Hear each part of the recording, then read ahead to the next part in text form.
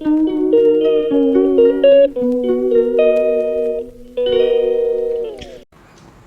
day two of the first test of this, the Anderson Tendulkar Trophy, India versus England at Headingley, Leeds, was an exciting day of test match cricket.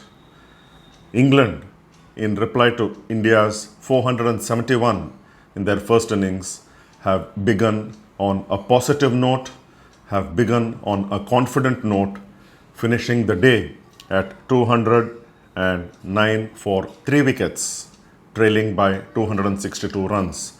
Already, their number 3 batsman Ollie Pope has scored a century, batting on an even 100, and giving him company was Harry Brook, who ought to have been out for no score, caught by Mohammad Siraj at short mid wicket of Jasprit Bumrah, but it was of a no ball. So it should have been at least 4 wickets down. But the day the England innings saw, it was a very eventful first innings by England. Jasprit Bumrah picked up all the 3 wickets, and it seemed like he is the one who is going to be taking wickets. The support cast, the support from the other bowlers, though they tried hard, it left a lot to be desired.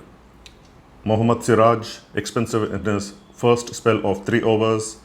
Prasiddha Krishna tried but leaked runs. Shardul Thakur came as late as after 39 overs in the England innings, and there was little that Ravindra Jadeja, the lone spinner, could do.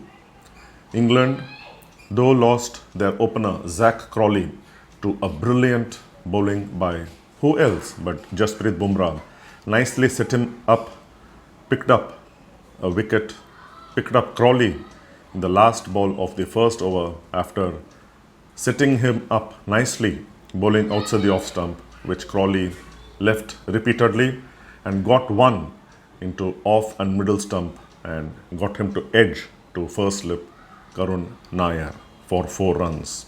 But Ben Duckett, what a charmed life he led. Twice dropped off Bumrah, once at gully by Yashasvi Jaiswal when he was on 15. Rather, he was on 11 when he was dropped by Yashasvi Jaiswal. He was on 15 when he was again dropped by, of all the people, Ravindra Jadeja at point. Jasprit Bumrah was just as unlucky as he was with that no ball in the end of the day's play when he ought to have had Harry Brook caught. Jasprit Bumrah gave his all, bowled 5 overs and 6 over spells and troubled the English batsmen. Only he looked like troubling the England batsmen, keeping them at bay, beating them repeatedly, missing the outside edge, and on 3 occasions he had them dismissed. First, Zach Crawley, brilliant bowling, caught in the first slip. Then Ben Duckett raced to his half century, out for 62, inside edging onto the stumps of Bumrah, who was again third time unlucky when Ollie Pope at the start of his innings, rather Ollie Pope was dropped after reaching his half a century, dropped on 60 again by Yashasvi Jaiswal at third slip. Duckett and Ollie Pope shared 122 runs for the second wicket, and Joe Root, though he was struggling initially, was getting to terms with Jasprit Bumrah and the Indian bowling, but then he also fell, caught in the slip cordon. Karun Nair picking up his second wicket at first slip, rather his second catch at first slip, caught. Joe Root gone for 28, ending the third wicket partnership of 80 runs with Ollie Pope. Ollie Pope was very good with his strokes, finding the gaps on the offside, cutting, driving. Even Jasprit Bumrah he did not spare. But India would have been happier had those catches been taken. It would have been at least 4 wickets instead of the 3 wickets that they took at the end of the second day's play.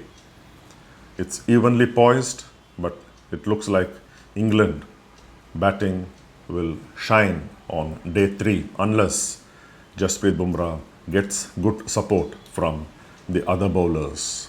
India missed out on scoring a big first innings score. Resuming at 359 for 3, India did not score beyond 471. That was their first innings score, 471 all out, when it was expected that India, with their overnight batsman, centurion, captain Shubman Gill and Rishabh Pant, will take India at least beyond 550. But India did not even make 500.